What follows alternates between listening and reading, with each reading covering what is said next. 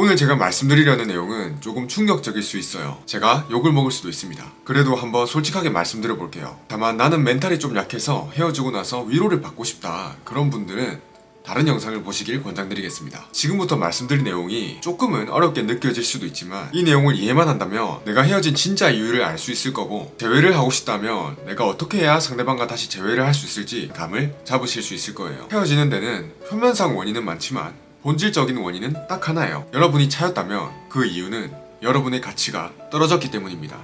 절대적인 가치가 아니라 상대적인 가치가 떨어졌다는 거예요. 아니 이 새끼 뭐하는 새끼야? 내가 가치가 떨어졌다고? 이런 반발심이 드실 수도 있다는 거 잘 알아요. 그래도 잠깐만 참고 끝까지 영상을 보신다면 내 말이 어느 정도 납득이 되실 거라고 생각해요. 여기서 제가 말씀드리는 가치는 단순히 물질적인 가치나 외적인 가치만을 말씀드리는 게 아니에요. 핵심적인 부분만 빠르게 말씀드리겠습니다.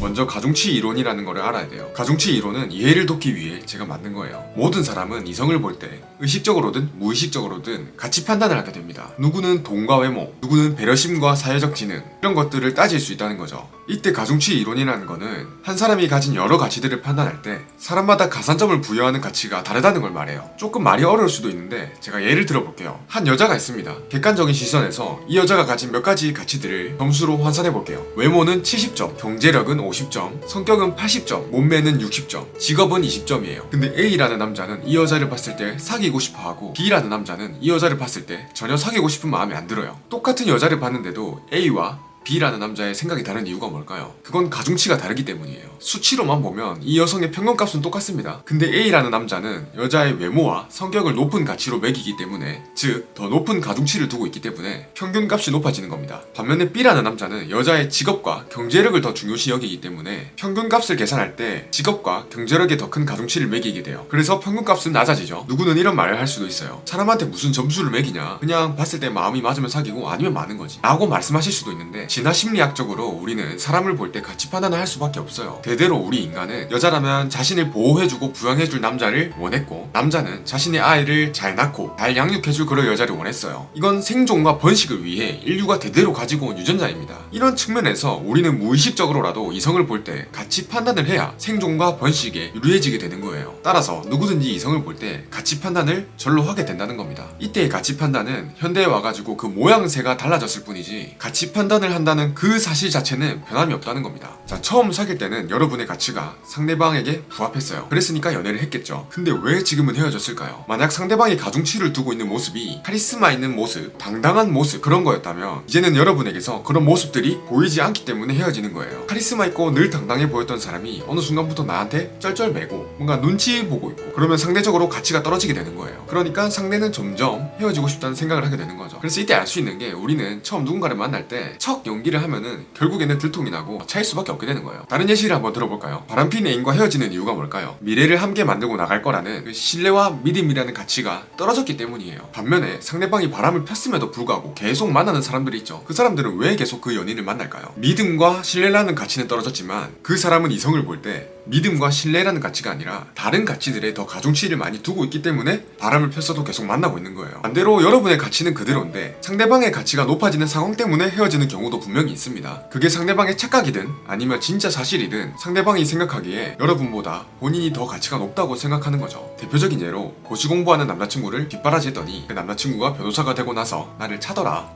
이런 흔한 스토리 있죠. 그런 경우가 있을 수도 있다는 거예요. 혹은 상대방이 생각하는 가중치 요소가 바뀌어가지고 여러분이 지닌 핵심 가치들이 다른 가치들에 비해서 점점 더 낮아져 보이게 되는 거예요. 그래서 헤어지는 경우가 있을 수도 있죠. 어쨌거나 중요한 요지는, 이별을 당한 입장에서 본다면 헤어지는 원인은 본인의 가치가 절대적으로든 혹은 상대적으로든 그 가치가 떨어졌기 때문이에요. 근데 보통 사람들은 어떻게 하죠? 이별을 고한 상대방을 찾아가거나 그냥 매달리는 경우가 너무 많아요. 근데 대부분의 경우는 매달리거나 찾아가는 걸로는 해결이 안 돼요. 그러면 재회를 하고 싶을 때 어떻게 해야 될까요? 이거 하나만 제대로 고민해보세요. 상대방이 나한테 기대했던, 반했던 그런 핵심 가치가 뭘까? 이걸 고민해보셔야 됩니다. 제가 여러분이 어떤 상황에서 헤어졌는지 모르지만 그 핵심 가치를 찾을 수 있는 그 힌트를 드릴게요. 큰 카테고리로 보면 핵심 가치는 두 가지로 나눌 수 있어요. 첫째는 프레임이고, 둘째는 미래 가능성입니다. 프레임이란 상대방에게 느껴지는 매력의 정도를 얘기해요. 상대방의 매력도가 높아서 그 사람이 우리 관계의 주도권을 흔들 정도라고 생각이 든다면 그 사람은 프레임이 높은 거라고 말할 수가 있어요. 미래 가능성이라는 거는 상대방과 미래를 함께 그리고 꿈꾸고 나아갈 수 있는 그런 믿음을 얘기해요. 매번 바람피고 거짓말하고 이런 사람은 미래 가능성이 낮은 사람이다 라고 볼 수 있는 거죠. 이 개념을 이해하셨다면 내가 왜 헤어졌는지, 내가 가졌던 핵심 가치는 뭐였을지 한번 생각해보세요. 이때 내가 프레임 문제로 헤어진 거라면 내가 가진 매력을 다시 끌어올리든 새로 발굴하든 매력적인 가치를 올려야 재회가 가능하고, 나의 미래 가능성이 낮아져서 헤어진 거라면 상대방으로 하여금 나에 대한 신뢰와 믿음을 올려줄 수 있는 요소들의 가치를 올려야 되는 거예요. 헤어지고 많은 분들이 연애 유튜버를 보지만 그 중에 재회가 되는 분들이 극소수인 이유가 뭘까요? 연애에 대해 이야기하는 유튜버 분들이 잘못된 정보나 잘못된 가치를 전달해서 그런 걸까요? 그건 아니라고 생각해요. 대부분의 사람들은 무엇 때문에 내가 헤어졌을지 그 핵심 가치를 생각하기 전에 무작정 상대방에게 전화를 하든 장문의 톡을 보내든 나는 아직 너를 많이 사랑한다 라는 뉘앙스가 담긴 메시지를 보내려고 하기 때문이에요. 그러니까 내가 이렇게 진심을 전달한다면 그 상대방도 그 진심을 알아줄 거야 라고 생각하는 게 기저에 깔려있는 거죠. 저도 예전에는 정말 많이 그랬습니다. 물론 그 방법이 통할 때도 있어요. 상대방이 나로부터 사랑받는다는 느낌이 덜 들어서 헤어진 거라면 전화든 편지든 장문의 카톡이든 내가 아직 너를 많이 사랑한다는 그런 진심을 보여서 다시 만나는 경우가 있을 수도 있다는 거예요. 근데 상대방이 여러분에게 반하게 된 그런 매력적인 핵심 가치들이 이제는 더 이상 보이지가 않아서, 혹은 상대방의 환경이 변해서 중요시 여기는 핵심 가치들이 바뀌어가지고, 즉 가중치가 달라진 거죠. 그래서 이별을 고한 거라면 어떨까요? 내가 너를 많이 사랑한다는 진심을 보이는 것만으로는 재회가 안 될 가능성이 매우 높은 거죠. 그리고 제가 한 가지 더 첨언을 하자면, 여러분들이 저를 포함해서 어느 누구든 연애 관련 주제를 다루는 유튜버들을 볼 때 고지고대로 받아들이지 마시고 필터를 하나 세우셨으면 좋겠어요. 저도 그렇고 다른 분들도 그렇고 여러분이 어떻게 연애를 해왔는지, 여러분과 이별한 상대방이 어떤 환경에서 살아왔는지, 어떤 배경이 있는지, 어떤 연애관을 가지고 있는지, 어떤 삶의 가치관을 가지고 있는지, 그런 것들을 아무것도 몰라요. 그렇기 때문에 저나 다른 분들이 하는 말들이 누군가에는 도움이 될 수도 있고 누군가에는 전혀 맞지 않는 방법일 수도 있다는 겁니다. 그렇기 때문에 오늘 제가 말씀드린 내용들도 한번 더 되짚어가면서 곰곰이 생각해 보셨으면 좋겠어요. 오늘 내용은 조금 욕을 먹을 수도 있어서 그냥 찍지 말까 이런 생각을 하기도 했는데, 제가 생각했을 때 이별과 재회에 대한 본질적인 해답을 듣기 위해서는 오늘 알려드린 내용을 꼭 아셨으면 좋겠더라고요. 오늘 영상이 이별을 극복하고 싶은 분이나 다시 상대방과 잘 되고 싶은 분들에게 도움이 되었으면 좋겠어요.